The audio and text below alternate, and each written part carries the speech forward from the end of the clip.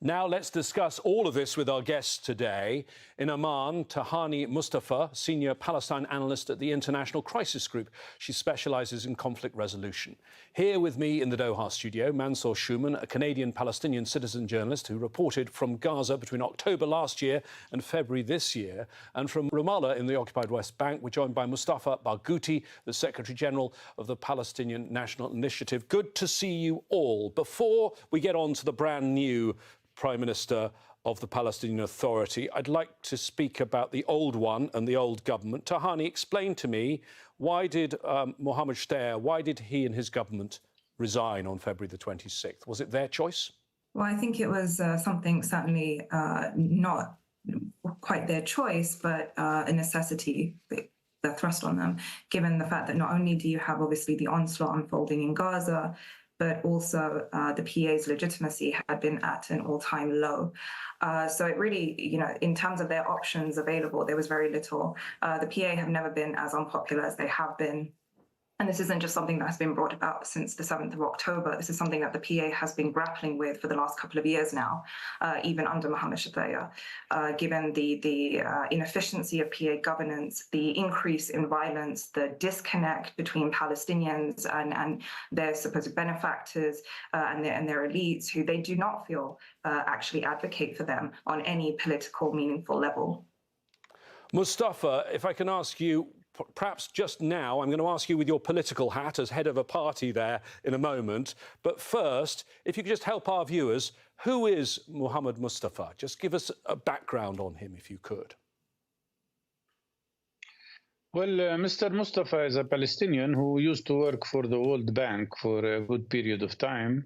And then he came to Palestine and he was appointed as economic advisor to the president.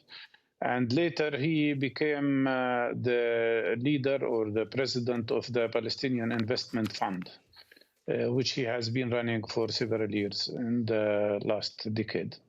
So it's fair to say he has good experience on the economic file. Yeah, he's not political at all. I mean, he represents himself as a technocrat, as a technical economist.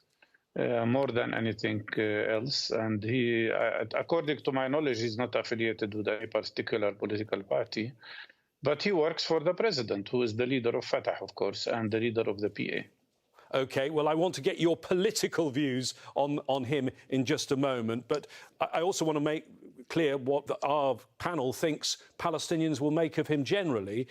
To you, Mansour, you came back, I think, from Gaza. You were there for 2 years. You're not originally from Gaza. Your family's originally from Jerusalem. But three weeks ago, is that right, you came back from Gaza? I'm sure you're still in touch with people in Gaza. What is the view that you're getting of this appointment? Thank you for having me, and Ramadan Mubarak to you and your guests.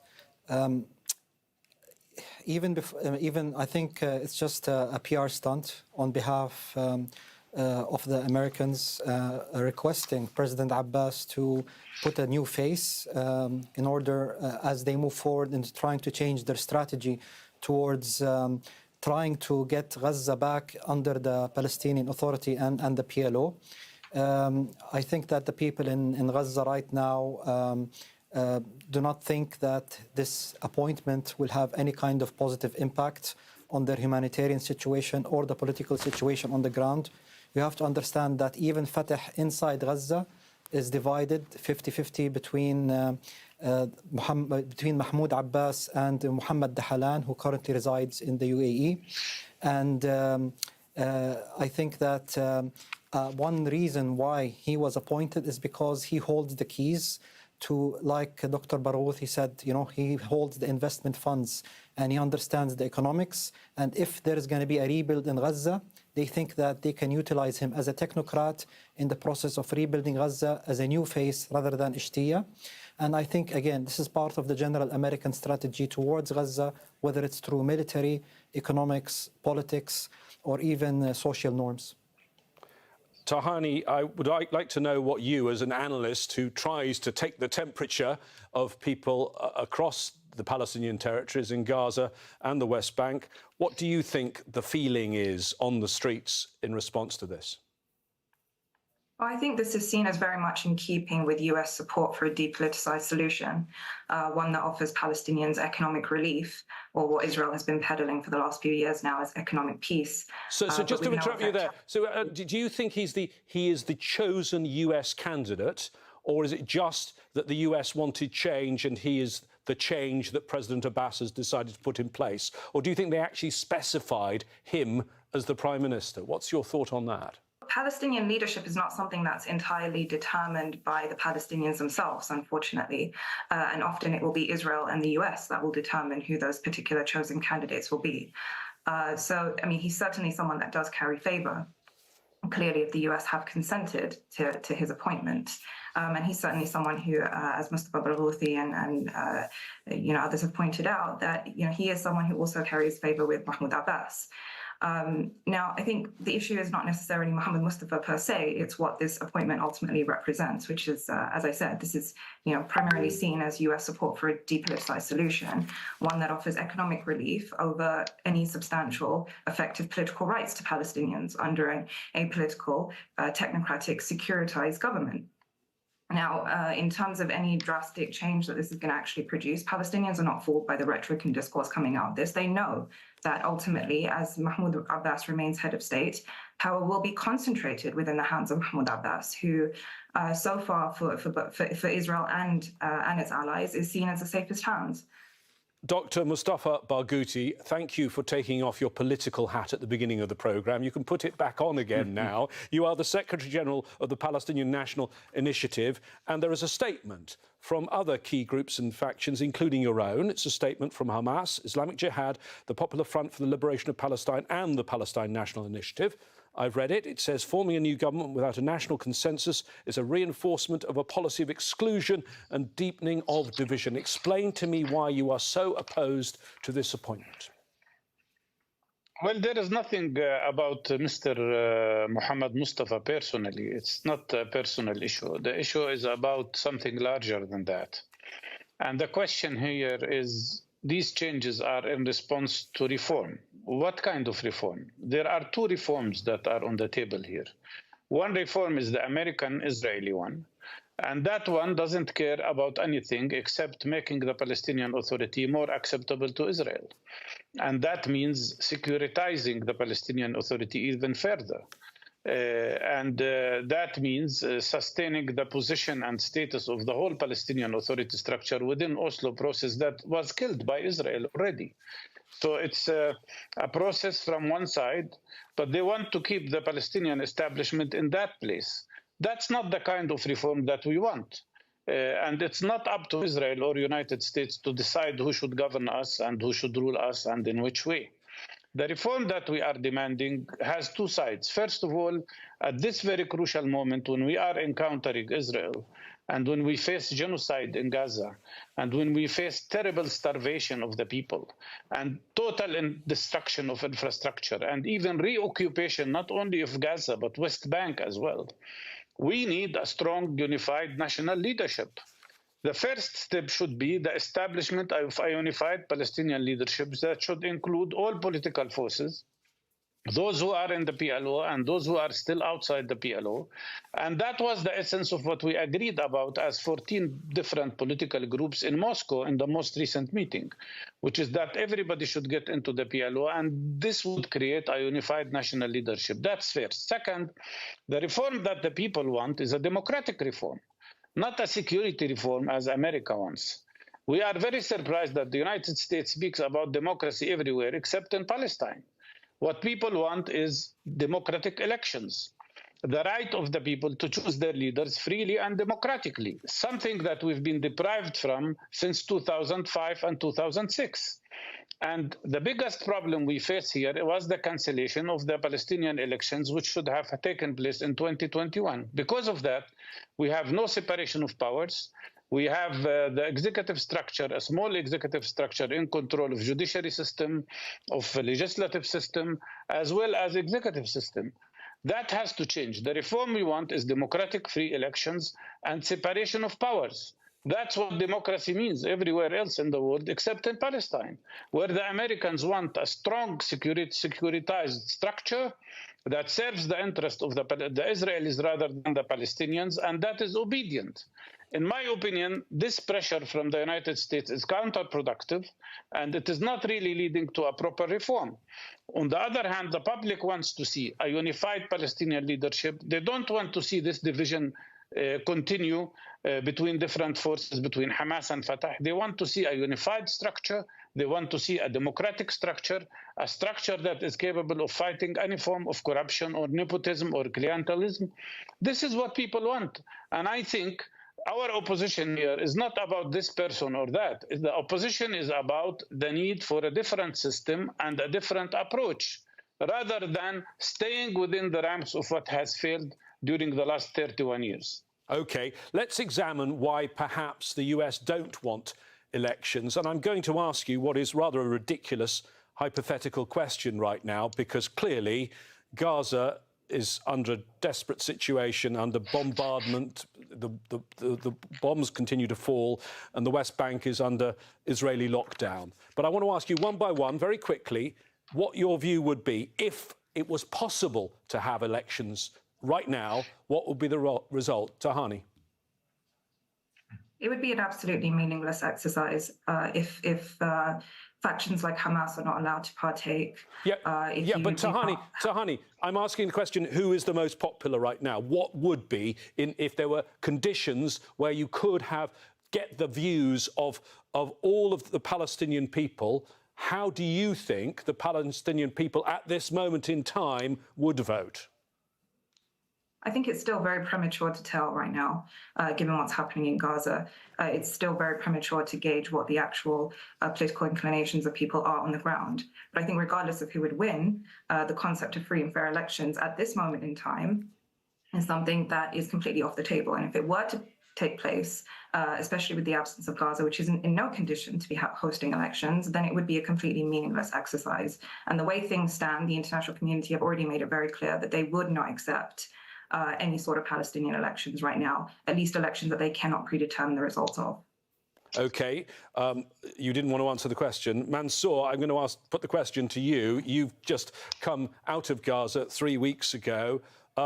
OK, I'll put the question a little bit differently, reflecting Tahani's answer. Who is the most popular political force among Palestinians right now? Definitely. So I'm originally from the West Bank, and I have family living in Jerusalem right now, in addition to having family from my wife's side living in Gaza. And I can tell you for a fact that Palestinians will vote for the party that will represent them in the best way possible. Palestinians are proud people. Palestinians are people who want a party that will, a government that will give them security, that will give them authority, that will be able to give them economic structure that will unify them. So, in my opinion, one of the reasons why elections are not being held is because right now the PA, in the way that Mahmoud Abbas and his people are ruling, are not providing any of that, either to the West Bank or, of course, to Gaza. So it definitely won't be Fatah in its current form right now. So it will be one of the other parties for sure, whether it be Hamas or elsewise. Dr. Barghouti, you would be a candidate if there were these hypothetical elections, but where do you think the support lies right now? I think we don't need to invent that. It's clear from reading all the polls that have been done since 2020 and up till now. And if you take them all together, you will see that there is a clear tendency here. Neither of the Palestinian parties will be able to get absolute majority. You know, we have a fully proportional system, which means to have a majority, you need 51%. I think in any future elections that would take place, no single party can get a majority. It will be a pluralistic democratic system, but what will happen? We could see an increase in the support of Hamas for sure, because of their role in resistance.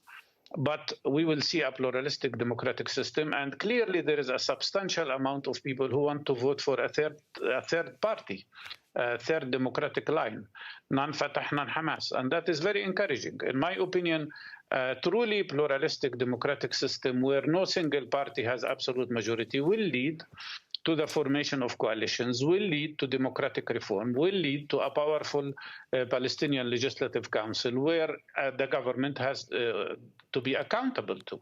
I think that is the expected result.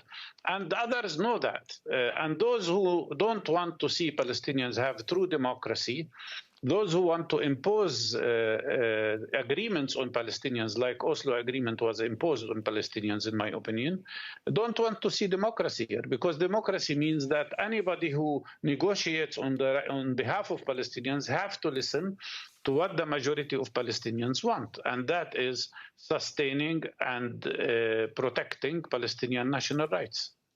Tahani, the new Prime Minister, when he chooses his cabinet and when he is fully in office, he has a background as an economist. The economy is in a desperate state. Tell us how bad things are. Well, the economy has been in a desperate state since, for the last couple of years now, since COVID and post-COVID. So, it is going to be quite a feat, especially given now that since the 7th of October, you've had the imposition of what has amounted to an effective economic siege on the West Bank. Now, in terms of economic damage that has been inflicted, it's still been very difficult to assess the full scale, given restrictions on movement.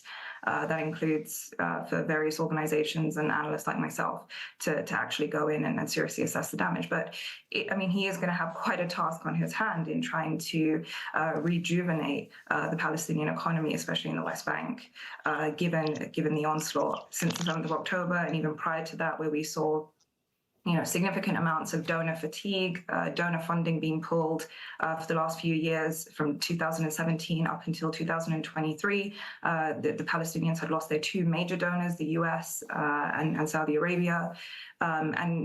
We've seen that even though they have tried to search for alternative avenues, that still hasn't been able to make up for the loss of losing those two huge, substantial donations. Now, in terms of what his strategy is, again, we still don't know how he is going to be able to get things back on track. But it is going to be quite a task, especially while we continue to see the ongoing economic siege and restrictions of freedom of movement inflicted on the West Bank, which Israel has given no indication that it is looking to remove anytime soon.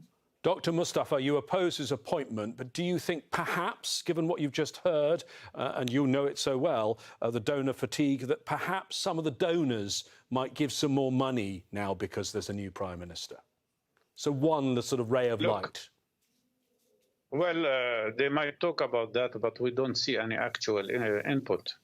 And actually, the international community at large is responsible for the continuation of this terrible massacre against Palestinians, and especially the United States, countries like the United States, which still does not vote for a complete and total ceasefire. So they are responsible, not only Israel, and they have been not only complicit with Israel, but they have actually participated in some of this crime that is happening. Now, about the future, look, the damage is so huge. We are talking here about the destruction of all universities. Israel destroyed 30 hospitals out of 36. They destroyed more than 100 health facilities. They destroyed more than 75% of people's homes.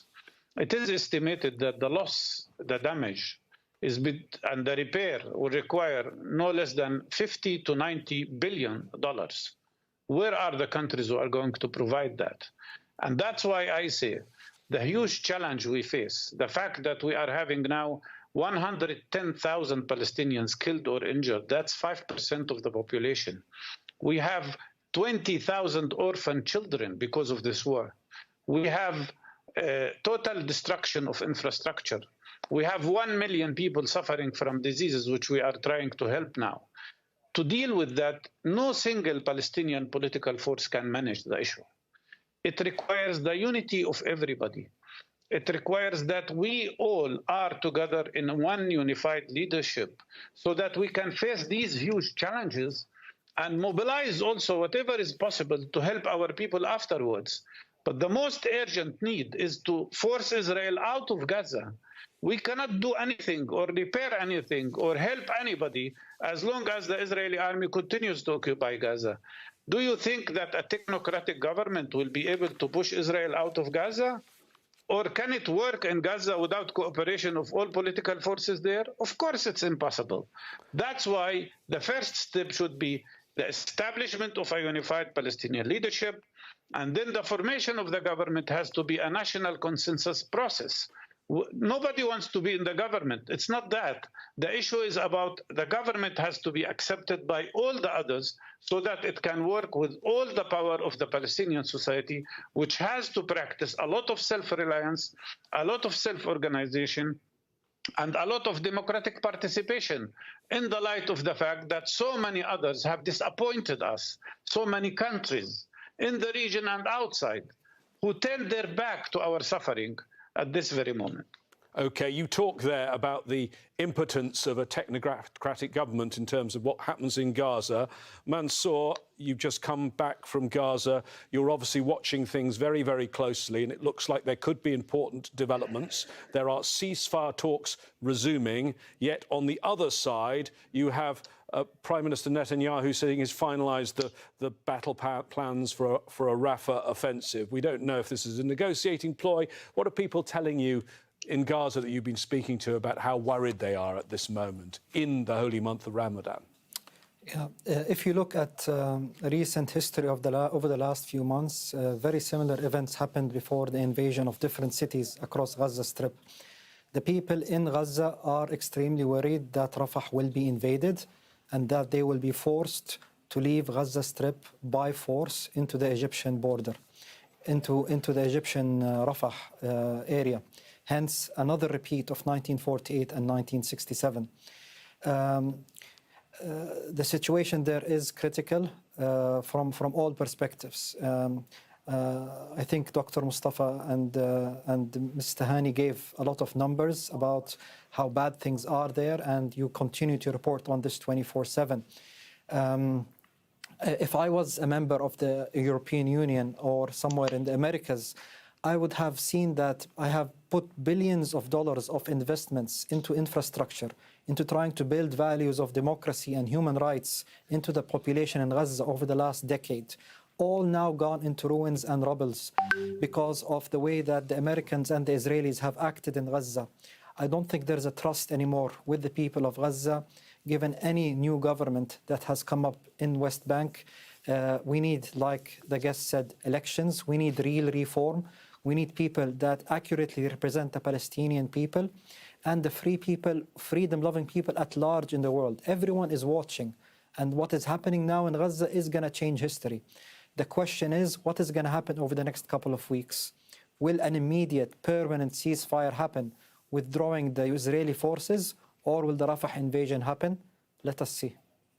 Thank you very much to all three of you for joining us for today's conversation on Inside Story. Tahani Mustafa, Mansour Shuman and Mustafa Barghouti. Al Jazeera has teams reporting from Gaza, the occupied West Bank and inside Israel. We'll have the latest news and developments 24 hours a day. For more analysis and detail, you can go to our website, aljazeera.com. We want your views too. Find us on Facebook, facebook.com/AJ Inside Story, or use X, the former Twitter, where we're at AJ Inside Story. From the team here in Doha, please stay safe. I'm James Bays. I'll see you soon. Bye-bye for now.